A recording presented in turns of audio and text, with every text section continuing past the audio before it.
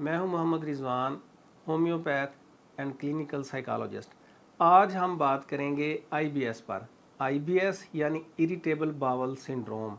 ये मर्ज़ होता क्या है और किस तरह हम इस मर्ज़ से जान छुड़वा सकते हैं।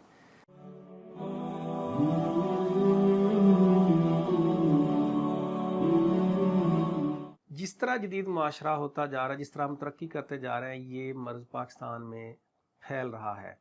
इस मर्ज़ में होता क्या है, या तो मरीज़ को पखाने लगे रहते हैं, पतले पखाने, या उसको कब्ज़ हो जाती है। ये मर्ज़ होता क्यों है?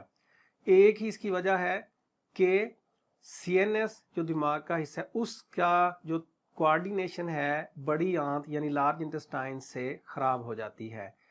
वहाँ कभी तो सीएनएस से तेज़ पैगाम आते हैं जिसकी वजह से अंतड़ियों की हरकत तेज़ होती है और इंसान को, मरीज़ को लूज मोशन लग जाते हैं।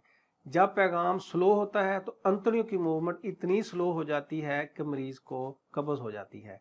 इस मर्ज़ का इजहार कैसे होता है? कभी मरीज़ को पखाने लगे होते हैं, कभी थोड़ा बहुत खून आ जाता है, कभी उसको कब्ज़ हो जाती है। इन तीनों मसाइल में से किसी न किसी में फंसा रहता है और मुख्तलिफ डॉक्टर्स के पास जाता रहता है। आईबीएस हमने खुद ब खुद नहीं समझ लेना। एक दफ़ा डॉक्टर के पास मरीज जाएगा, डॉक्टर से आप जाएं और अपने सारे टेस्ट करवाएं।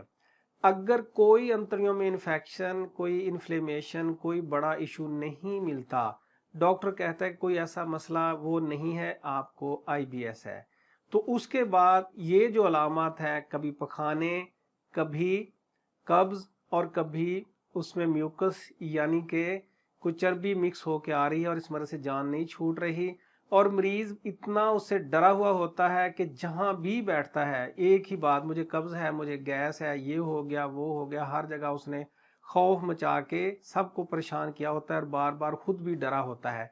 इस मर्ज़ से अगर आईबीएस डिक्लेयर हो गया है तो डरने की ज़रूरत नहीं। और बार बार मैंने ये नहीं खाना, वो नहीं खाना, बहुत सी चीज़ें छोड़ दी और बहुत सी नहीं खा रहा, और बहुत सी खौफ की वजह से खाया जा रहा है कि अपनी खुराक को मखसूस कर ले, ऐसा कुछ नहीं करना। इस मर्ज़ से हम जान कैसे छुड़वाएंगे? सबसे पहले इस मर्ज़ का खौफ जहन से निकाल देंगे। किस तरह? जब भी इसका दौरा आए, हमारे जहन मरीज़ के ये होना चाहिए कि ये कुछ दिनों का मसला है या कुछ टाइम के लिए है, सेट हो जाएगा। ये मर्ज़ खौफ और परेशानी से भी होता है, इसलिए हम जब मर्ज़ का खौफ निकालेंगे तो हमारी ये मर्ज़ की शिद्दत कम होती जाएगी। दूसरा, ये मर्ज़ बाज़ दफ़ा गैस्ट्रोएंटाइटिस या किसी मेडिकल ट्रीटमेंट के बाद भी हो जाता है, तो हमें समझ लेना चाहिए कुछ फेज़ के बाद अगर हमने ये खौफ वाला एलिमेंट निकाल दिया और अपनी मुनासिब खुराक रखी, जहन में डर ना रखा, तो आईबीएस का ये मर्ज़ ठीक हो जाएगा। इसके साथ साथ हमने क्या कोई दवाई खानी है? हाँ, इसमें अगर आप मुख्तलिफ तरीका हाय इलाज की दवाइयाँ खा चुके हैं और तंग आ चुके हैं, काफ़ी रकम आपने ज़ाय कर दी है, तो सबसे पहले आप अपनी मुनासिब खुराक रखिए, और जो चीज़ें दूध वाली हैं ये इस मर्ज़ को थोड़ा सा बढ़ाती हैं, आप हल्का सा उससे परहेज़ करेंगे। सबसे बड़ा एलिमेंट कि जो इस मर्ज़ का खौफ है और हम बार बार डॉक्टर के पास जाके टेस्ट करवा रहे हैं, डॉक्टर चेंज कर रहे हैं कि शायद इस मर्ज़ से जान छूट रही, नहीं, इस तरह नहीं छूटेगी।